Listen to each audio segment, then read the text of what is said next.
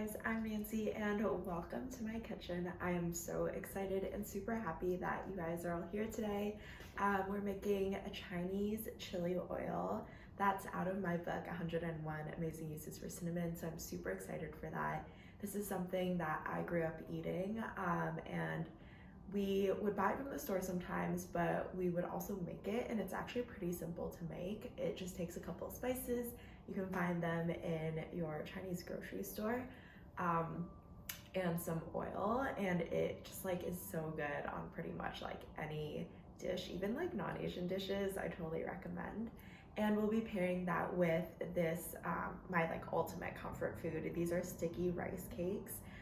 Not the crunchy kind that you see in the grocery store, but they're like oval shaped, really chewy, really nice, made of glutinous rice, paired with napa cabbage, some scallions, and egg, and that just like beautiful Chinese chili oil that brings that spice to it. And then to end it all off, we'll have a 5-spice and cinnamon old fashioned. It's like one of my new favorite drinks. So let's get right into it and let's go. So we are gonna go into making the Chinese chili oil. Here are all the different spices that we'll need. So you can use regular red pepper chili flakes. I like the Sichuan ones. You can find them at a Chinese grocery store or a specialty store online. Same thing with the Sichuan pepper. These help create that mala tongue numbing kind of feeling, but you can use regular pepper if you really can't find them. And then this is dry star anise. In place of this, if you have 5-spice powder, you can use that as well. And then we have some whole cinnamon sticks, canola from Melissa's Produce, some ginger, and then this is a really big bag of bay leaves. We only need 2 dried bay leaves for this. And you can also use premium grapeseed oil. This is typical in Chinese cooking and what the chili oil is usually made out of, or if you're looking for something a little bit more paleo, avocado oil works perfectly as well. I really like Chosen Foods. They have really high quality avocado oil. And then some salt, white sesame seeds, and that is it. You need a small saucepan and a bowl to combine in. So let's get started. We're gonna mix the sesame seeds, the red pepper flakes, and then the salt all in a bowl. This is kind of the fun part. I'd love to hear, oh my goodness, should have cut this all the way through. If you guys have ever tried like more Sichuan style foods before, and if yes, like what was your favorite? Feel free to ping off in the comments below. So I'm just gonna take a tablespoon. Actually, we're gonna need a 3/4 cup of this. It's gonna be a lot of chili flakes. So this is a 1/4 cup measure. We're just gonna take 3 of these.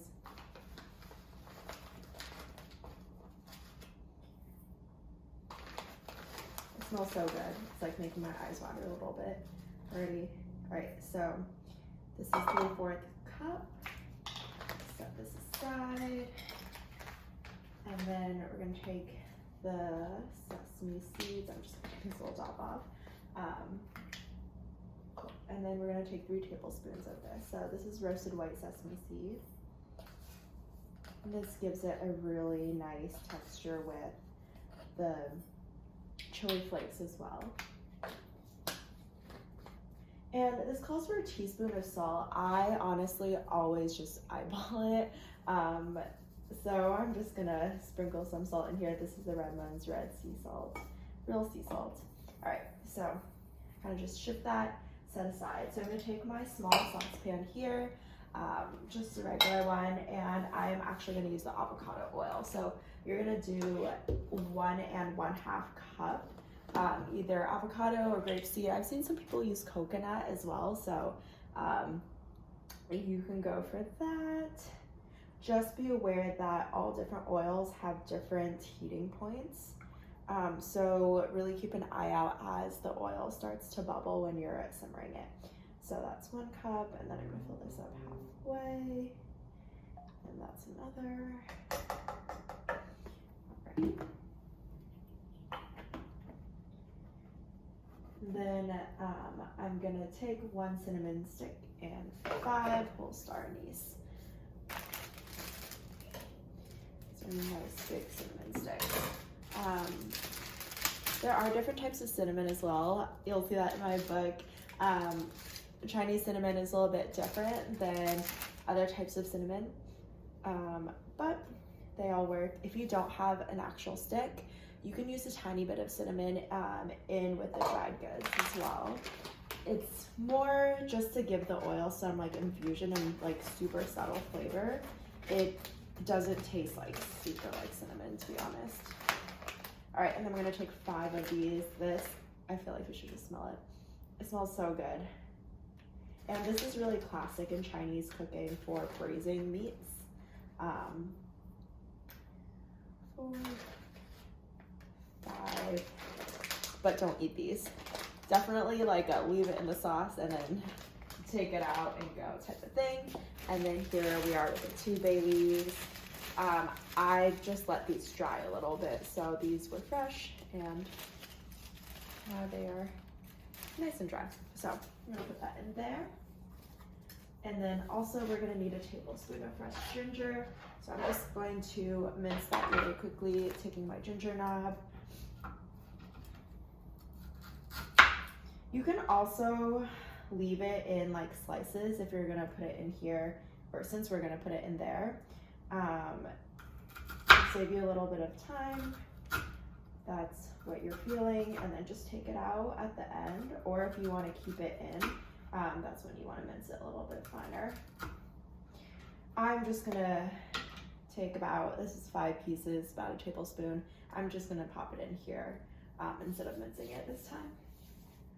Cool, so all we have left are the peppercorns. We're gonna take 3 tablespoons of the Sichuan peppercorns. So when you're eating this, like drizzling the chili oil on top of anything, I would taste test a tiny bit first. If you're not used to super spicy things, or even if you are used to super spicy things, but not used to the way this numbs your tongue, just be forewarned. But I don't know, I grew up eating it, so I personally really like it. All right, so we're gonna take this and we're gonna put that into this saucepan as well. 3 tablespoons here. And yeah, you can totally smell, like this smells very different from regular peppercorns. I'm like a little addicted, but it is making my eyes water.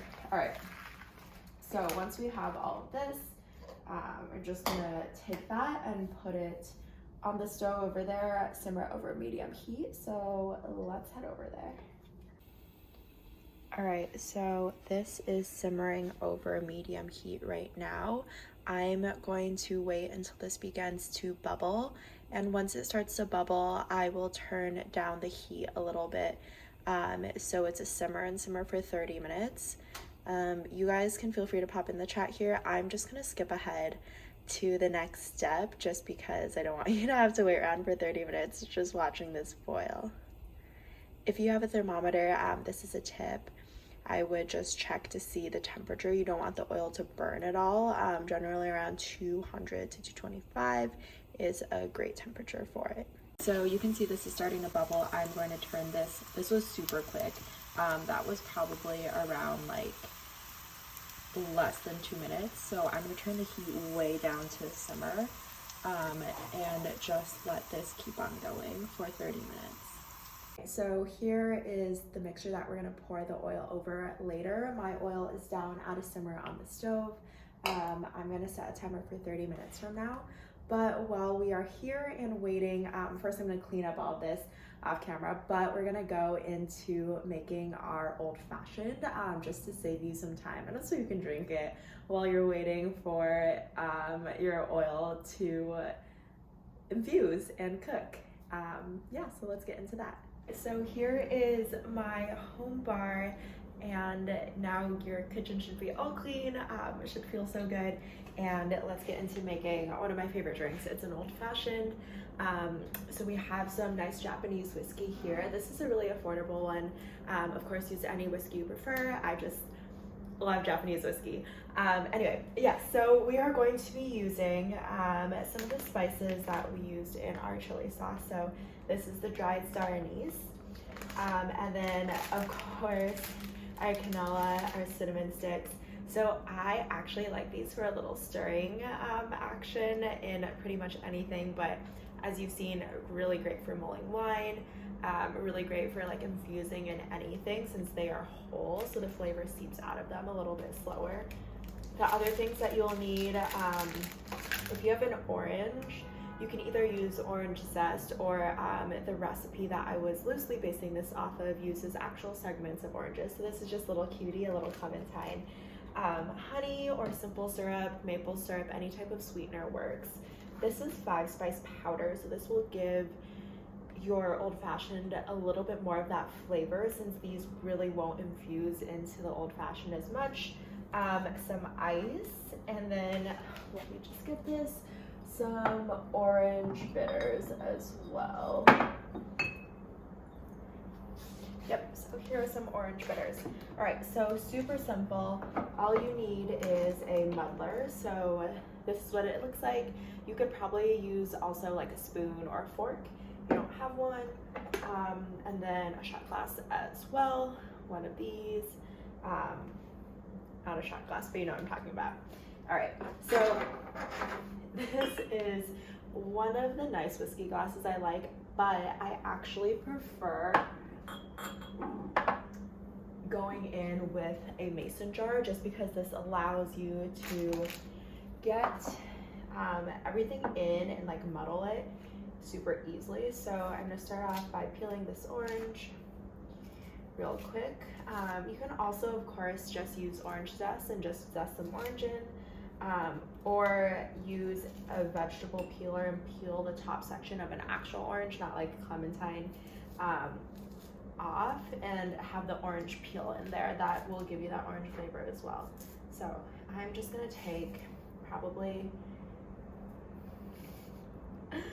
2 segments of this. So let's do 3 segments. Just plop those in there. And as well as honey or sweetener, I like to do to taste just because I personally don't like my drinks very sweet. I literally just do a generous squirt right here. After that, take your whiskey. This, same thing, if you like your drink strong, use this top measurement. I typically do the top and the bottom. That will give you a strong drink if you add a lot of ice. There is no other liqueur in here, so really it's just whiskey.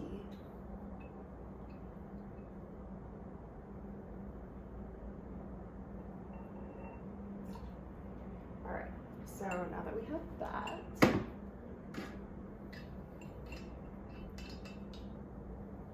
I'm also gonna add a tiny pinch. This would probably be 1/8 of a teaspoon is plenty. This is very potent.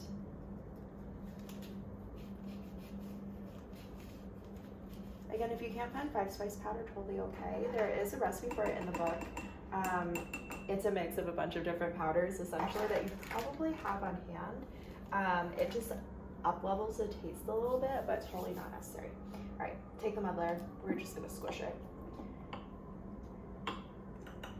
So what this does is it combines everything together and it really just gets all that oranginess out of the orange without you pouring like orange juice in here. Orange and whiskey goes really well together, as does honey. And it just like is a really nice way to carry that flavor profile of the 5-spice, the cinnamon, the star anise, all throughout your meal. All right, so you can leave the oranges in here if you want. It will just allow it to infuse a little bit more. And then a few dashes of bitters.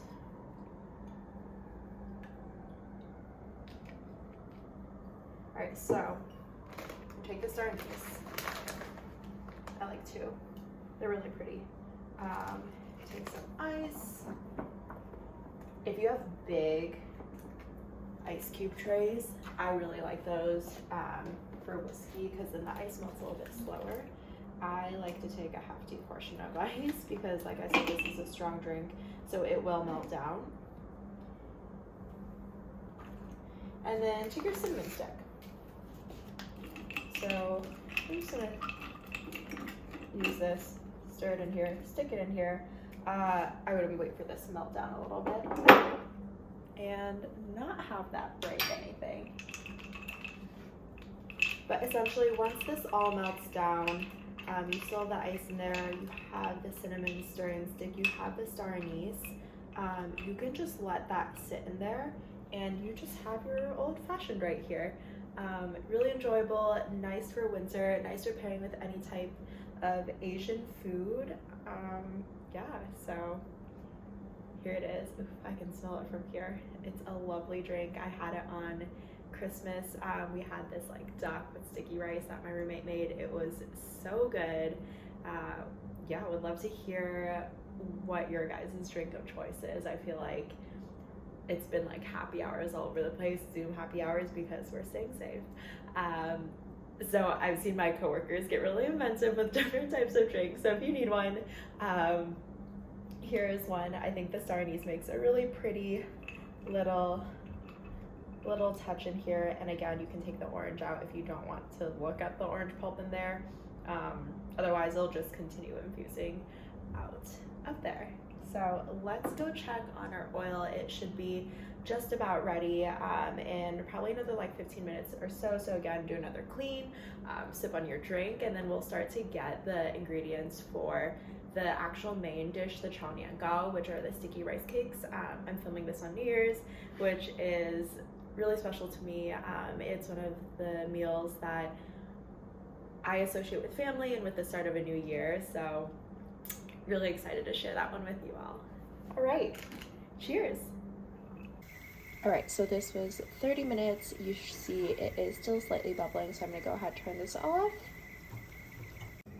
So this should smell really fragrant. I'm gonna let it cool down for a bit, and then I will be pouring it over this. I actually transferred the chili flake mixture to a different bowl and then straining it through here. So since this is very hot oil, you want to carefully pour it in.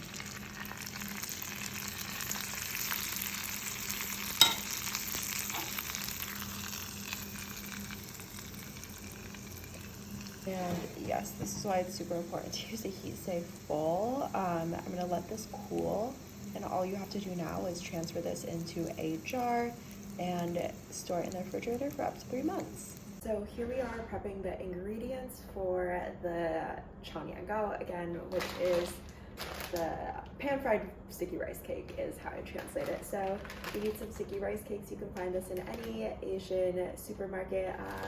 I got these at a place in New York, and they are New York local.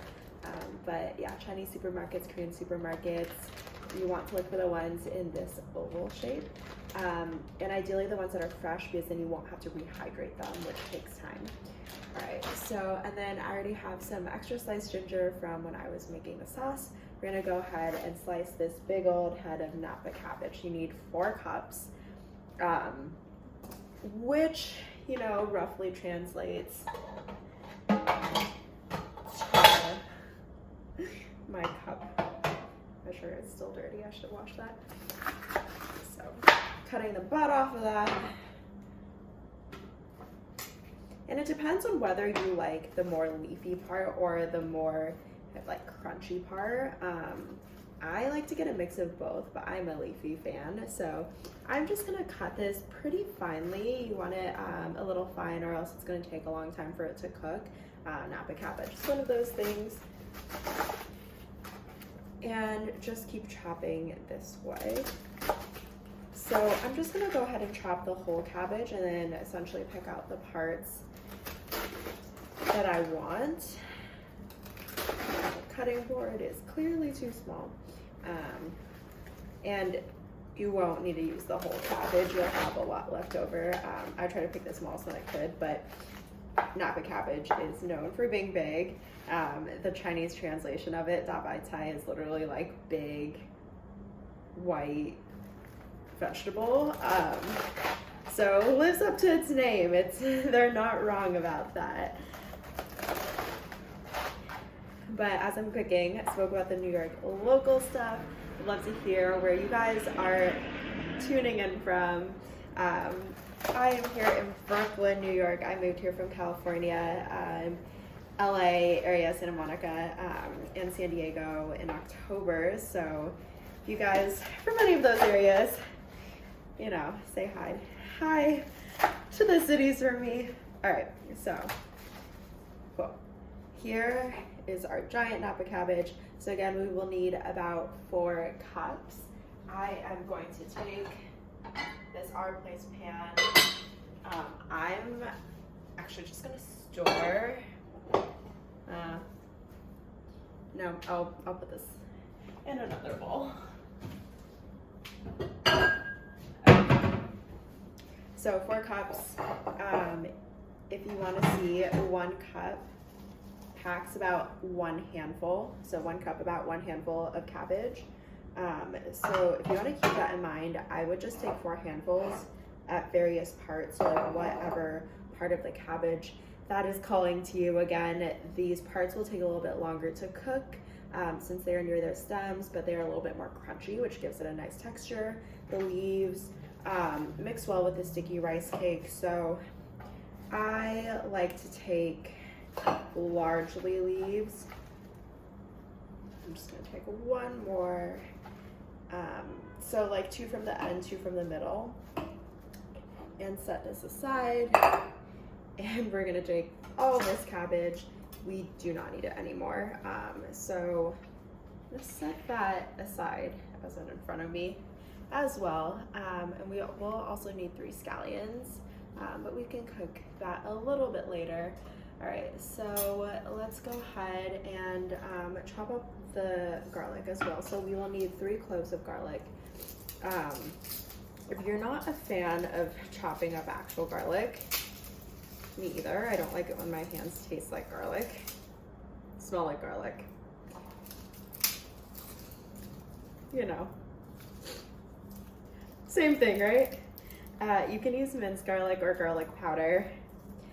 It also depends on how, like if you want to eat the garlic or if you want the garlic there for flavor. I know preference wise, I like it more for flavor than to eat it. So I prefer bigger pieces of garlic. That way I can pick them out and not eat them, but I like the flavor there. So depending on what your desired garlickiness is, that's how big you want to cut it. So I'm just peeling the skin off. I do that personally by cutting off the end and then doing a peel. You can actually leave them whole if you want, but I like to do a pretty thick chop. So they come out to like this big. So that way you get the garlic flavor without getting like intense garlickiness. Like I can smell the garlic right here already. So again, cutting off the end, that allows you to peel it, like peel its skin off easily. Semi-easily.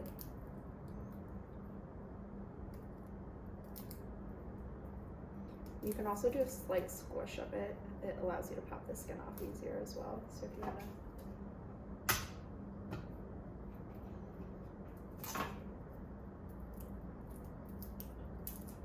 slides right off. So same thing here, where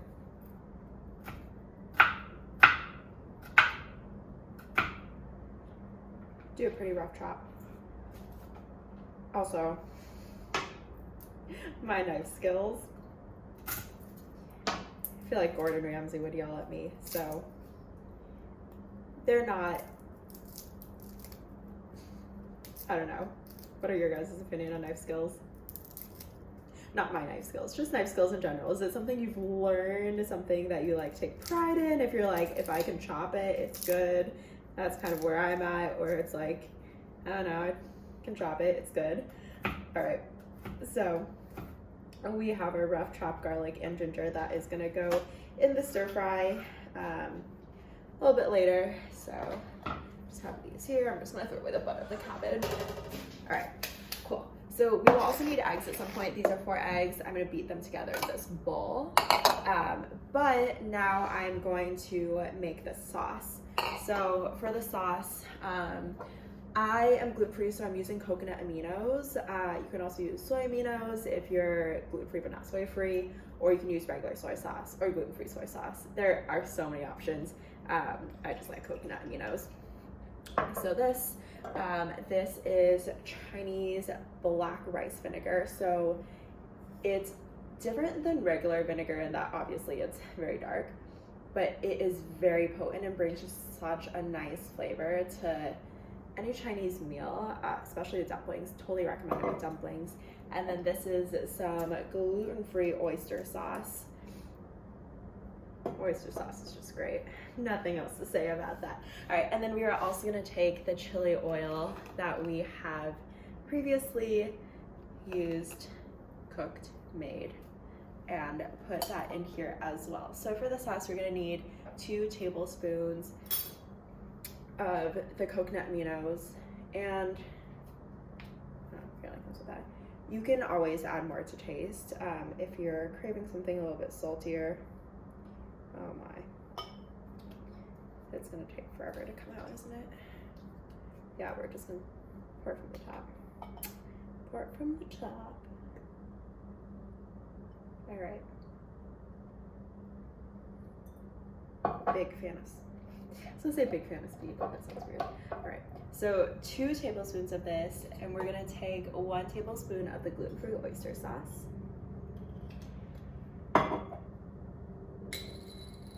I don't know, I have this weird thing where I like need to smell everything before I just add it in, even if I know what it smells like.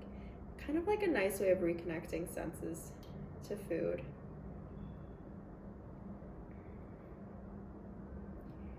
Oyster sauce is pretty thick. It's gonna take a while. And the reason why I'm looking out for a gluten-free one is because, well, I'm gluten-free, but also since it's so thick, a lot of places will use gluten to thicken it. This actually probably uses cornstarch. Yeah, uses cornstarch to thicken it. And then finally, we're gonna use some of this black rice vinegar. You only need a teaspoon. I really like vinegar, so I'm gonna go ahead and use half a tablespoon and put that in there. I'm a vinegar gal. It's the sourness for me. All right, so once we have that, we're gonna take a tablespoon of the Chinese chili oil. Taste it first, see if that's how much you want. Since mine is still a little hot, I'm actually going to use this regular spoon, and since I know how it tastes, give it a little stir. It's nice and thick. Yeah. All right. This, oh, so good. I'm just gonna dump that in here. So this will make it spicy. I'm just gonna mix it all together. Again, feel free to use this sauce on pretty much everything. I feel like it's great for stir fries, all stir fries, any stir fries. All right, so we're gonna mix this all together. And all right, we are gonna take it to the pan. Actually, first I'm gonna beat all these eggs. All 4 of these eggs. Beat them all together so we have everything prepped and ready to go.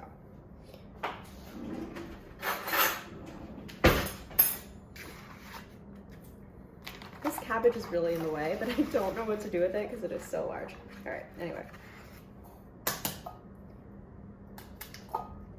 I like Vital Farms for eggs. You can see how beautiful and glorious this is with that beautiful orange yolk. They're like the only eggs I really eat. They're pasture raised, but enough about eggs. This is a vegetarian recipe because it just includes the eggs. If you want to make it completely vegan, it is vegan if you just take out you know, the eggs.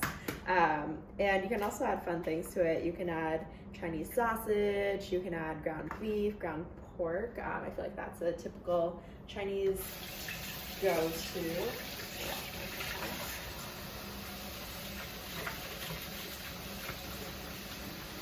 My hands are so dry. Constant hand washing. Gotta stay safe. I'm just gonna beat them together. That way it's nice and easy to pour. I usually actually beat them together with chopsticks. I feel like, you know, chopsticks are great for everything. Big fan. But yeah, if you guys haven't had napa cabbage before, Melissa's also has a couple of different like kind of variations on it that I really like. But napa cabbage is so underrated. It's just like, I don't know what it is for me. I don't like regular cabbage, but the napa cabbage, especially in stews, braised, so good. All right, so we have our different things. Just scrape it off. And we are ready to take it into the pan. My fireplace pan with some avocado oil spray. So I'm just going to let this heat up. And I will grab the rice cakes now. Alright, so I have these nice and ready. We're gonna toss, forgot to tell you guys to chop the scallions. I'm very sorry. Go ahead and chop the scallions now if you haven't already. And we're just gonna toss the garlic, ginger, and the scallions in once the oil is nice and hot. So this will make it nice and fragrant.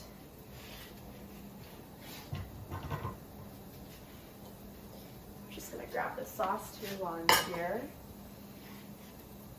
And yeah.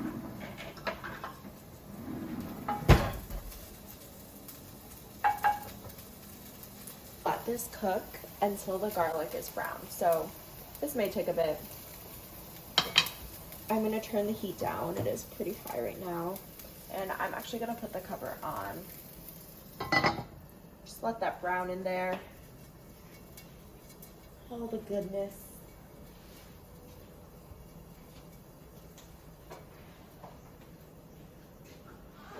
While waiting, we can do a little clean. You can tell I love cleaning in between. Just keep an eye on your food.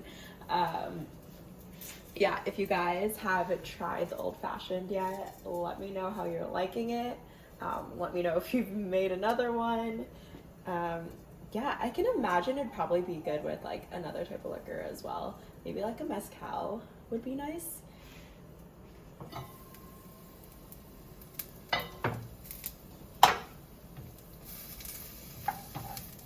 I'm just going to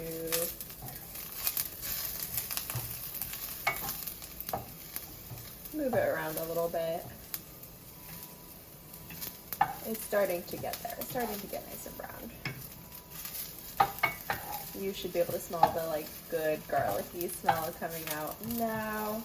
All right, we're gonna leave it in there for probably about another minute or so. And then we're gonna add the rice cakes in as well as half the sauce. So these are gonna take a little bit longer to cook. So just be prepared to chill, you know, sip your drink. Anything that's floating your boat.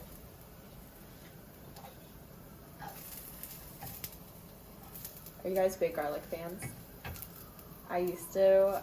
I know I'm not like that big of a garlic fan anymore. It's like a little sacrilegious. I like a little snippet here or there, a little sprinkle. But when I was sick, I used to like roast cloves of garlic in the oven, and then like spread it on top of bread. Actually, really great that way. I feel like raw garlic is the most potent though. All right, so the garlic is getting brown. It's not all the way cooked through, but it is gonna cook all the way through once we start to add the rice cakes and cook it. Again, the smaller the pieces of garlic you have, the quicker they're gonna cook. So since my pieces are quite large, they're gonna take a little bit to cook. All right, so I already opened this bag. I'm just gonna take this, we're gonna dump all of them in. This is why you want like a big pot type pan. A wok, as you would expect, is very useful here. So after you dump the rice cakes in, we're gonna add half of this sauce. So again, just eyeballing it. Ooh, there it is. It's about 2 tablespoons that I'm adding in right now. And I'm just gonna mix it together. I feel like this is like the quintessential stir fry sound of like, you know, things hitting the pan. That like oil sizzling, you can smell the garlic. All right, so I'm gonna leave this on medium heat and I'm gonna allow this to cook for probably around like 5 or so minutes. I'm gonna put the cover on. If you want it to cook a little bit faster, you can add a little bit of water and it will help it cook faster if you don't want to wait around for like many minutes. Many minutes. I'm just gonna keep an eye on the clock. You can check it at 3 minutes. Depending on the rice cakes you have, they might cook a little bit faster. And in the meantime, I'm gonna grab my napa cabbage. I feel like smelling it just makes me hungry.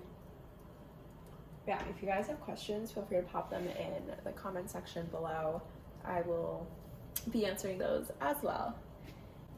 All right, let's do a quick check.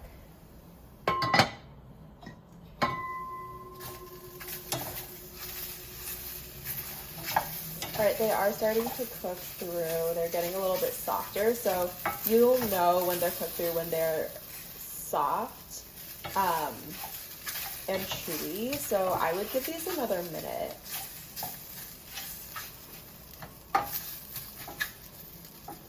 Oh, that's a big one that's stuck together. I'm trying to separate this. You can also use wooden chopsticks here. It'd be really helpful. I know I keep saying, oh, you can use chopsticks, and I like continue using a spatula. Great. All right, there we go. All right, I'll leave it in for another minute. What you can do during this time is you can transfer your chili sauce, because it should be cold now, your chili oil to a heat-proof bowl or just like any jar. I like a mason jar. I haven't decided what I'm going to put it in, as it's actually a lot. But yeah, if you have a wide mouth jar, I recommend that.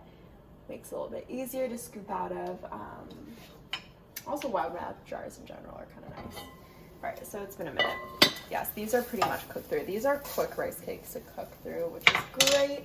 So I'm gonna add the napa cabbage now. This is probably actually gonna take a little bit longer to cook. The reason why I like adding the rice cakes first, even though the napa cabbage takes a little bit longer, is that it allows the rice cakes to get nice and crispy on the bottom. Like, I don't know about you, but I love that crispiness. You know, I'm a almost burnt toast kind of gal, so that's what it is for me. Alright, so add the napa cabbage. I think I'm gonna add a tiny bit of water, like the smallest bit, just to help this napa cabbage cook a little bit faster.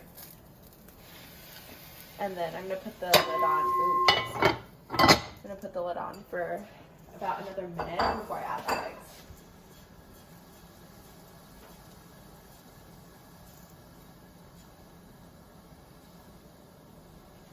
Maybe a little bit longer than a minute. I really just want the napa cabbage to be wilted so the eggs don't really get overcooked. They're just there to make it cohesive and, you know, almost blend everything together. So if you, again, want it a little bit quicker, you can continue adding water. You just don't want the rice cakes to get too soggy, or you can even cook the cabbage in a separate pan, combine it all at the very end. Totally up to you. I'm just gonna add kind of more water. Because, like I said, another really great thing to add is actually mushrooms. Like, I love a good shiitake or oyster mushroom in this. So think of it as almost like stir-fried rice or like fried rice, where you can add different things as long as you have this like base of like a carb. So like the rice cakes. Now that you have that, you can switch up the vegetables, switch up the proteins. I just like this mixture just because it's like my classic thing I've gone with, or a thing that's been fed to me since I was little. So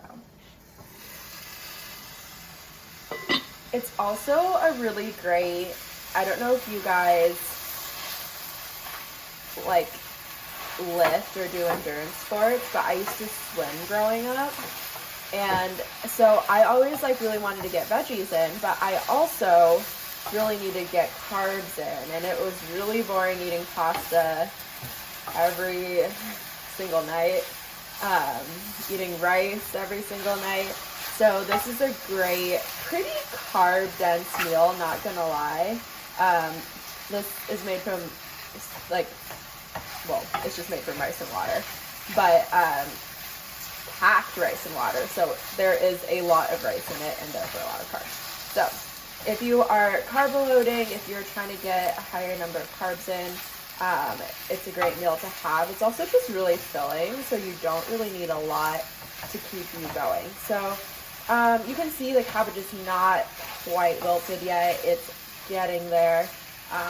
I added, it's not soggy at all, I added probably like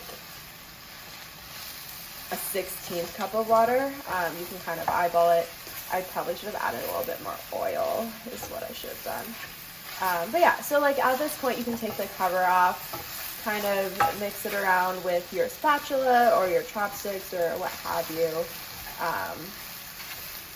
And now we are so close to being done. We can add the eggs in. So give a nice little whisk. I'm just going to pour it all on top. So here you have it. You have your protein, you have your carbs, you have a little bit of fat from the egg yolks and also from the oil. If you want a little bit extra protein, a little extra fat, and you can add some like Chinese sausage in it. And then I'm going to go ahead and add the rest of this sauce and mix it all together.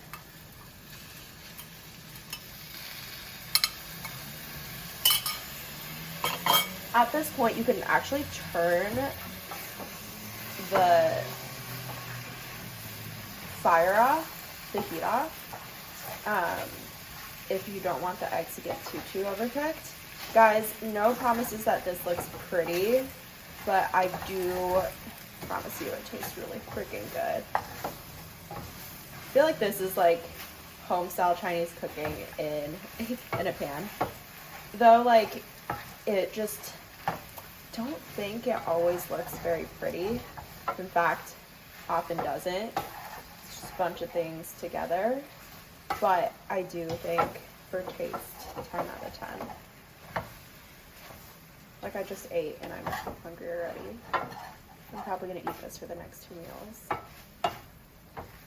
All right, so that is all cooked. I'm gonna transfer this to a giant bowl.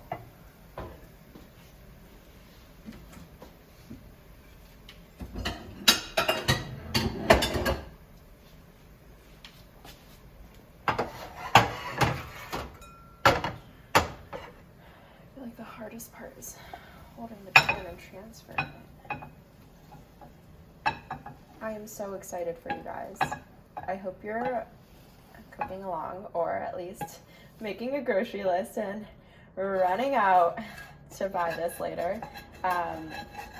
The garlic is actually a little crispy. I think I might even eat it this time. But yeah, this recipe and the old-fashioned recipe are not found in my book.